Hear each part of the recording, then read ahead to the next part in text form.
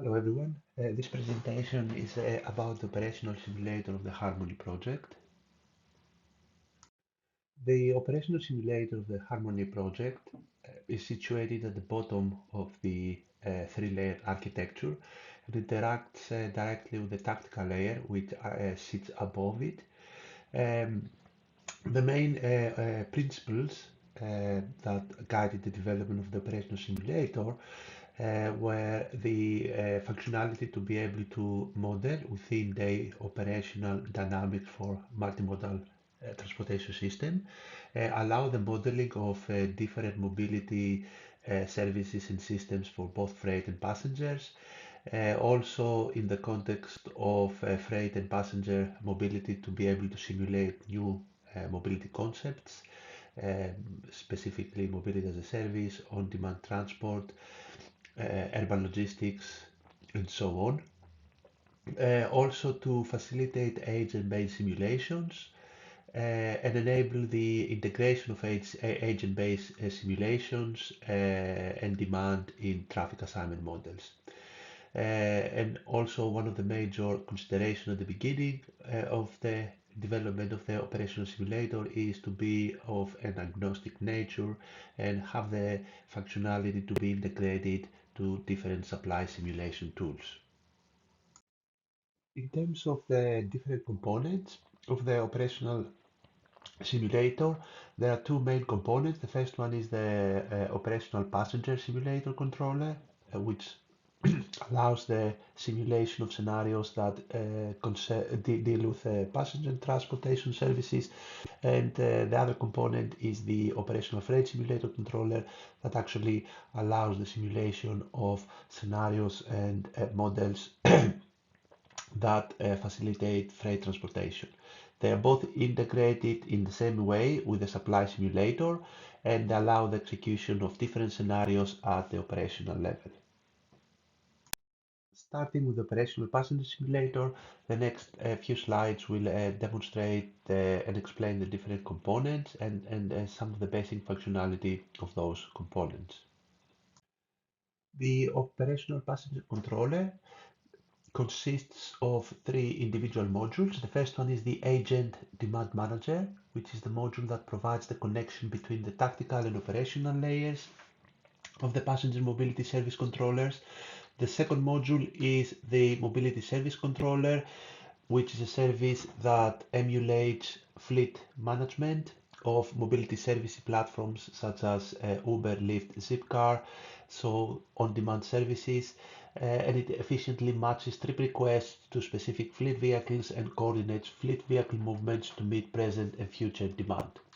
Finally, the mass controller emulates mass platform operations that are responsible for generating dynamically personalized unimodal and multimodal travel options for each trip request based on the existing and future traffic condition, as well as dynamic service availability and performance. If we look a bit closer now to the Agent Manager, the main functionality of this module is to allow the integration between the tactical passenger controller and the operational passenger controller. And this is mainly due to the fact that day-to-day schedules are generated within the tactical layer, and it's necessary to transfer these schedules to the operational layer for the purpose of simulating within day events. So the main functionality of the Agent Manager is to read the schedules in a format that is actually agreed between the two systems and the different layers of the Harmony MS. And as you can see here in the table, you can see some example of the information that is actually passed between the tactical and operational systems. This include different information about the ID of the person, activity related information like destinations, the starting time, etc., and also the information about the travel requirements between the activities. The passenger controller of the OPS is responsible for managing trips that transport passengers execute in an on-demand fashion.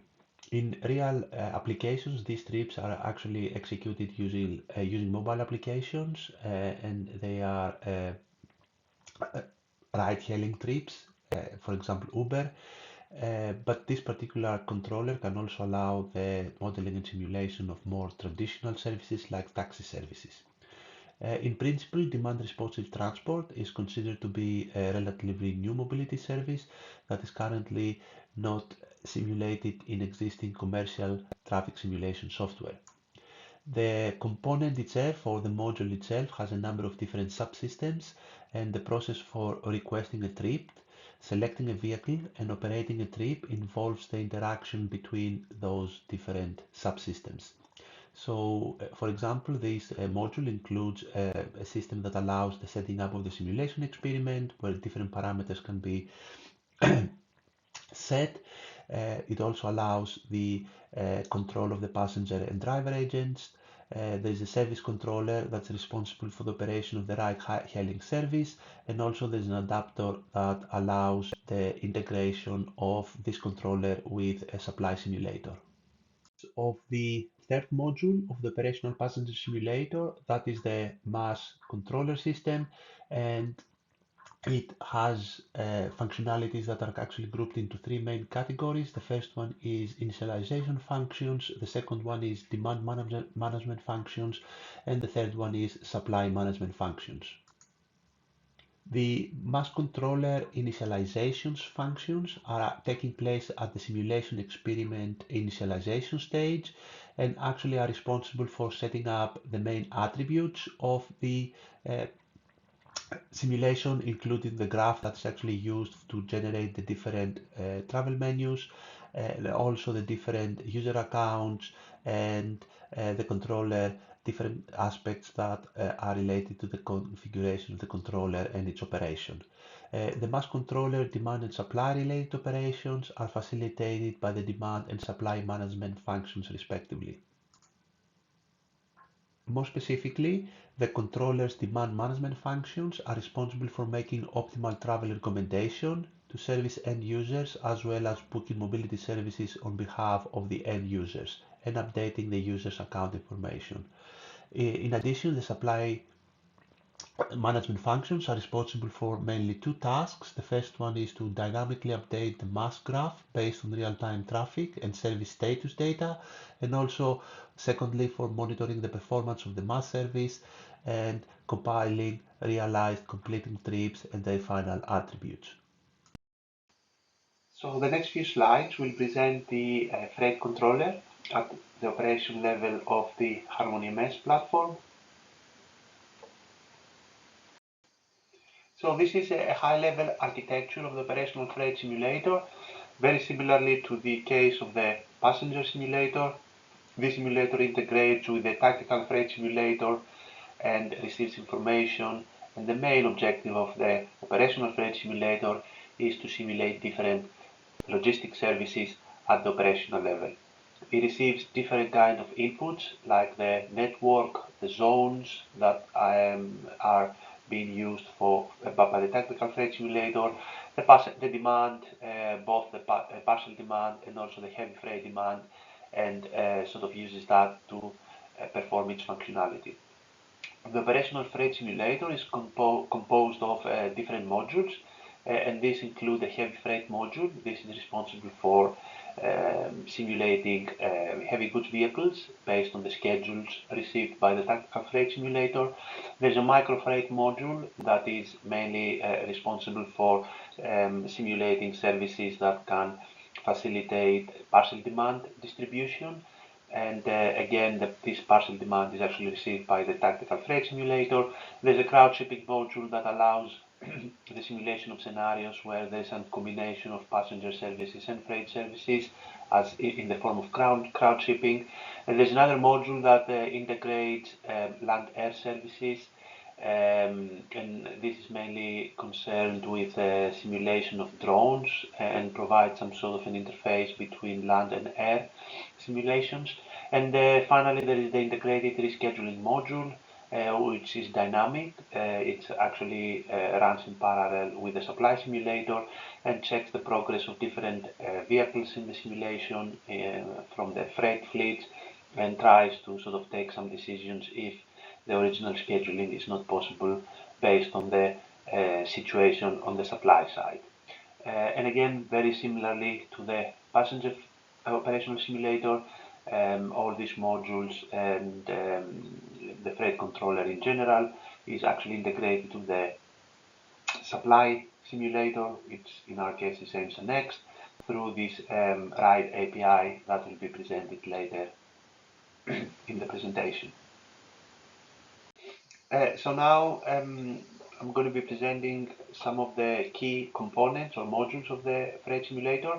The first one is the microfreight module, and this particular module facilitates the loading and scheduling of parcel demand as received from the tactical freight simulator, and it uses it uses two main outputs from the tactical freight simulator. The first one is the parcel schedules, and this is information about distribution of parcels that also incorporates the scheduling aspect in terms of the sequence of stops that vehicles have to take, and also the parcel demand, and this is disaggregated information in terms of origin and destination zones for every individual parcel.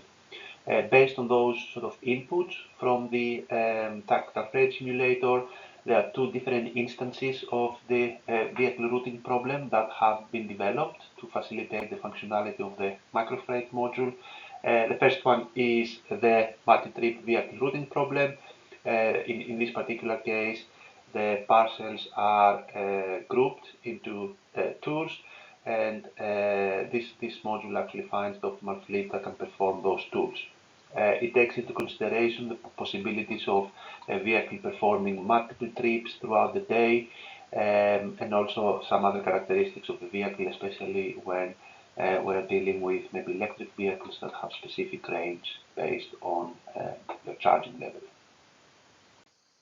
The second variant of the vehicle routing problem that has been implemented as part of the freight controller at the operational layer is the capacitated multi-trip vehicle routing problem. And on this slide, you can actually see the sequence of decisions and functions for the implementation of this particular algorithm. This variant takes the parcel demand and creates a set of trips based on the available fleet, and also the maximum capacity of the vehicles composing this fleet. The vehicle types can be of different size and also different technologies. So, for example, we can sort of simulate electric vehicles that have specific ranges. The model itself considers the possibility of a vehicle performing different trips based on the maximum distance it can cover. This could be, for example, in a single charge, if we're talking about electric vehicles. And it also considers different constraints in terms of departure times and what is the latest departure time from a particular depot to be able to, let's say, deliver a parcel. So in both cases, the output of the microfreight module is a sequence of stops for every vehicle, and of course the number of stops depend on the size of the vehicle and the number of parcels inside the vehicle, and this output then is actually pushed into the supply simulator that effectively simulates the vehicle into the simulation. Another module of the freight controller is the integrated rescheduling module. This module calls the simulation environment every X number of minutes, and it actually looks at the position of the vehicles based on the original schedule, and when it identifies any delay, it actually performs or tries to perform the necessary adjustments and modifies the vehicle schedules. Depending on the severity of the disruption, this particular module is composed of two sub-modules. The first one has functionality for route adjustment, and the second one has functionality for route rescheduling. So the first module, the route adjustment sub-module, is called when the delay is minimum and can be overcome by rerouting the stops of the vehicle. In cases where you have heavy congestion or incidents that may not be resolved by the route adjustment module, the route rescheduling module is actually called, and this module reallocates the demand based on minimizing the overall travel time, without surpassing the maximum vehicle capacity. This is achieved by identifying vehicles with the lowest deviation from the original tour. Of course, there's these cases where maybe even this module cannot actually allow the facilitation of the original demand because of the severity of the incident. In this case, the way the rescheduling module works is just cancels some deliveries and postpones these deliveries for the next day. In terms of the implementation of the freight simulator, this has been done in a way that allows the integration of the freight simulator in different environments. For the purpose of the harmony, the freight simulator controller reads the outputs from the tactical freight simulator and actually uses AIMS and NEXT as the supply simulator, but by decoupling the data transformation and simulation integration interfaces, this module can effectively be integrated in different environments. So there are three separate software components that have been developed. The first one is a utilities component that actually is responsible for the data transformation. So it reads the outputs from the tactical freight simulator and converts those into JSON objects that are actually saved into the Harmony's transport and spatial data warehouse. And of course, if there is a different tactical freight simulator in the future, by just developing a different, let's say, data adapter, and assuming that the information is stored in the same way in the data warehouse, the freight controller will be able to operate. Then is the main, let's say, core of the OFS controller, which is the software application that implements the modules that were sort of presented earlier. And also, finally, there is the OFS AIMS and integrator, and this application manages the interaction between the supply simulator and the main operational freight simulator controller.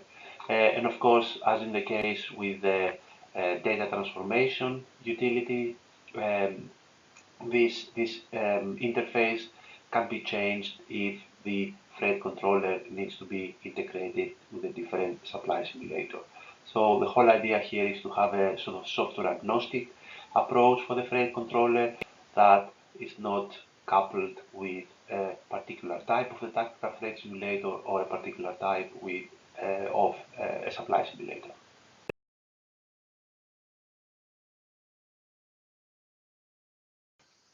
In terms of the integration between the tactical freight controller and the operational freight controller, some further considerations were necessary, and those actually were related to the resolution of the demand that was necessary for the different, let's say, levels. So, first of all, the network used for the tactical freight simulator was much bigger than the one used for the operational simulator. You can see here, this is the one that was used for the operational simulator, and you can see that this is a very small part of the overall network that was used by the tactical simulator. The other consideration that had to be taken was the resolution of the demand. The demand that was received from the tactical freight simulator was zone-to-zone pairs in terms of origin destinations, and of course that had to be disaggregated into point-to-point locations for the operational simulator. So a number of sort of GIS operations were necessary to identify the number of sections that belonged in each zone. Those sections, of course, have to match the sections that were part of the simulation model used by the operational simulator. And based on that, then individual locations for the parcels were selected. So the resolution level in terms of the demand had to be changed from zone to zone to point. So far, we've seen the different modules that were part of the passenger and freight controllers of the operational simulator of the Harmony MES. And in the next few slides, we're going to see some of the use cases, how these components were actually implemented and applied for two different use cases. The passenger controller was actually applied in a use case in Oxfordshire. The network that was used, and that network was developed using AIMS and NEXT, was a network that contained over 10,000 sections, and also 928 bus routes and around 45 OD matrices for different vehicle types, different kinds of scenarios and time periods. Also, there was information about control plans at the different intersections. In terms of the passenger controller, two alternative scenarios were tested for two different demand responsive transport penetration rates. So 4 scenarios were tested in total, and these were tested using different random seeds in the simulated environment. The two alternative scenarios were for DRT and also group DRT. The group DRT emulates a ride-sharing scenario by grouping together similar trips, that is trips with the same origin destination zone, departing within the same 15-minute period. So in this way, we can sort of simulate some collective transport scenarios. And also, since those trips have the same properties and they have been grouped together, effectively they result in fewer number of trips to fulfill the DRT demand.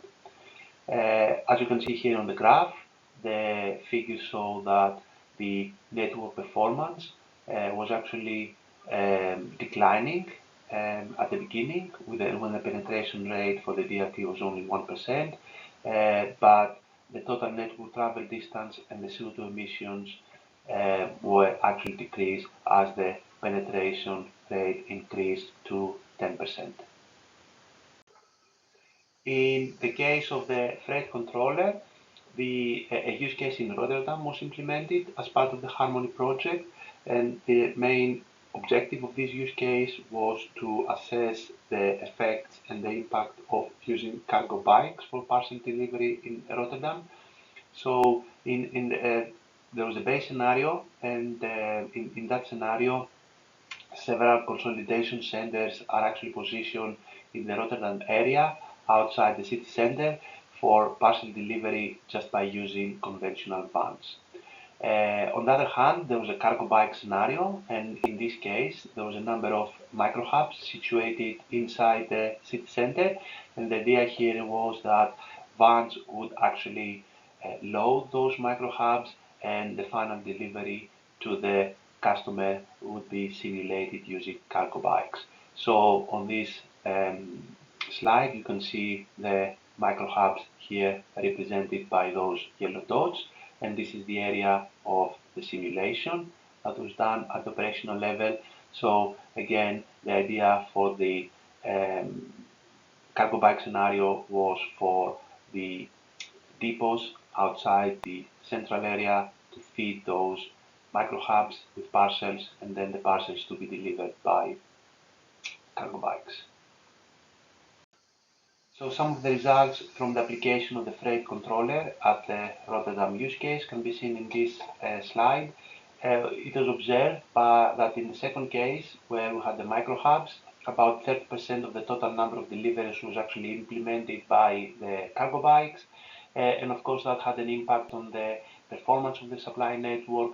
And as it can be seen, there was some decrease in the number of different KPIs between the baseline case where only vans were used for the deliveries, and also in the second case where cargo bikes were also used for the final or last mile deliveries.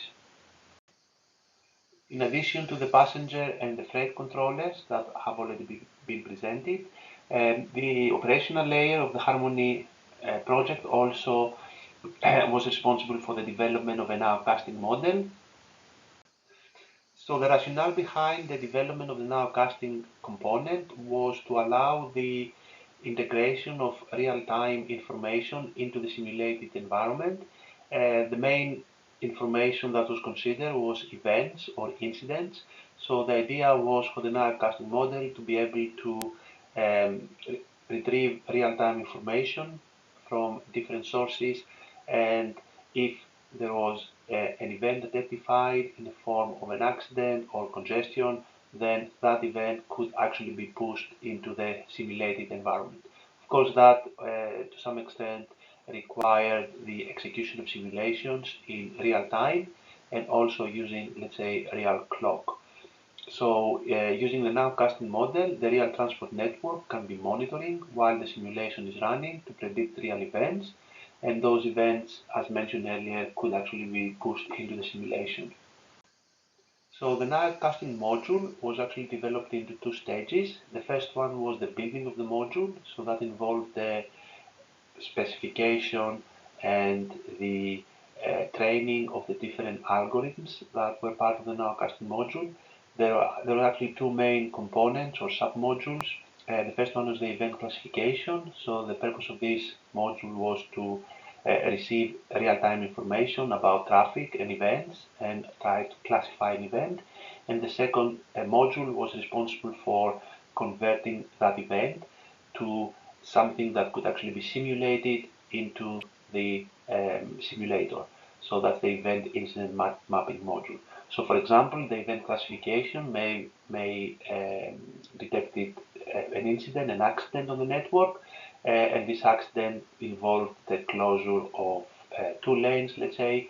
So that then had to somehow be mapped into a policy into the simulation framework, so this closure of the two lanes could actually be simulated. Then of course the second stage was the application of the module, the train module, into some use cases to test the performance of the nowcasting module. Hello. For the last part of the presentation, I would like to elaborate further on the aims and rights solution. The aims and rights solution has been integrated within the Harmony MS operational simulator in order to enable simulation-based evaluations for emerging passenger and freight transport services. Aims and Ride is a mesoscopic multi-class supply simulator. It is mesoscopic in the sense that individual vehicles and individual trips can be simulated and represented in the simulation framework. However, the traffic flow propagation dynamics are modeled in a more macroscopic way, meaning in a more simplified manner. It is multi-class in the sense that different classes of vehicles can be simulated, from bikes to vans to heavy goods vehicles to private cars. And it is a plugin of the AIMS solution that can be used for evaluating and simulating multimodal emerging passenger and freight transport systems. It has originally been developed to support the optimal deployment of mobility as a service solutions, meaning new, shared and on-demand mobility solutions, and freight transportation concepts for last mile logistics. This has been implemented by different features that allow modeling and evaluating the performance of specifically fleet management operations in a simulation environment. As part of the Harmony project, Aims and Ride has been extended to support mainly two features that are essential to the nature of the Harmony MS. The first one relates with the requirement for integration with agent-based disaggregate and multimodal demand models at both day-to-day and within-day modeling levels. And the second one relates with the simulation of the demand at the individual level itself or at the agent level, which enables the Harmony MS to provide a framework that avoids the loss of disaggregated information that can enable simulated performance feedbacks with the agent-based and activity-based demand simulator at the Harmony MS tactical level. Aims and Ride is a process simulation of different types of transportation services, from mobility services to freight logistics services. It can simulate, for example, demand-responsive transport hailing or ride-hailing, ride-sharing, carpooling or van-pooling, but also a combination of the above in a way that it emulates operations from new companies such as Uber and Lyft. At the same time, it can simulate shared services and micromobility, including services like car sharing, bike sharing, and scooters, but also multimodal concepts, or more commonly known as mobility as a service, where we have different mass operators integrating demand-responsive transport services and shared services and micromobility with public transport as first and last mile solutions. At the same time, Aims and Ride can simulate freight transportation concepts from heavy freight services to micro freight services with a particular emphasis on last mile logistics. Aims and Ride enables the simulation of different service dimensions and aspects that can be tested and evaluating in the particular framework. From a service perspective, the different dimensions that can be tested include round-trip versus one-way trips, station-based versus free-floating concepts, reservation-based versus on-demand instant booking, fixed route versus flexible routes, and fixed timetables versus demand-responsive nature of departures. From a fleet perspective, different vehicle types and capacities can be configured and simulated, different vehicle fuel types, and different levels of autonomy. From an operations perspective, there are different algorithms that can be used and can be integrated in the framework in order to test the efficiency of specific decisions of operators, ranging from fleet sizing and composition, to infrastructure positioning, to fleet assignment and scheduling, vehicle relocations, static or dynamic surge pricing, but also personalized recommendations for journey planning and mobility as a service ecosystems. Aims and Ride further offers a series of features that can be used by its end users. An end user can simulate multiple service operator with an optional integrated auction system for its individual request, in a way that Aims and Ride emulates mobility as a service-like systems and behavioral dimensions in these concepts. Simulations can be performed with different multimodal demand elements, from walking to public transport, to DRT, shared and micromobility systems, and freight transportation concepts as well. Aims and Ride offers multiple resolution simulations to its end users. End users can use the mesoscopic network loading features with simulated costs from another model or with free flow travel times, but in the lack of a model, no network loading is required, and external path costs or historical travel times can be used for performing simulations. At the same time, Aims and Ride is very high computationally efficient, using very fast simulations due to the nature of its efficient API structure. On this slide, you can see the high-level architecture of Aims and Ride. The main input data required by Aims and Ride is service demand data in the form of request of agents for trips with different types of services, network infrastructure and supply data, and service planning and operation configurations. The Aims and Ride architecture is practically an integration of the Aims and Next simulation solution and service operators or fleet managers that emulate the logic of different operators that are developed in Python. The integration is enabled using a Google Remote Procedure Call API that enables a client-server implementation where each component can communicate with the other at different points in time using a time-based integration and communication, or when specific events are happening in the simulation using an event-based framework. The outputs of Aims and Ride include fleet performance KPIs, user experience KPIs, operational and service level costs, and through its graphical user interface, simulations can be visualized and outputs can be returned in a feedback loop manner into the service planning and operation configurations module in order to reevaluate specific decisions of operators like fleet sizing, fleet composition, and the efficiency of different types of algorithms. In the next slide, you can see an example of a DRT simulation, an example of Aims and Ride in action.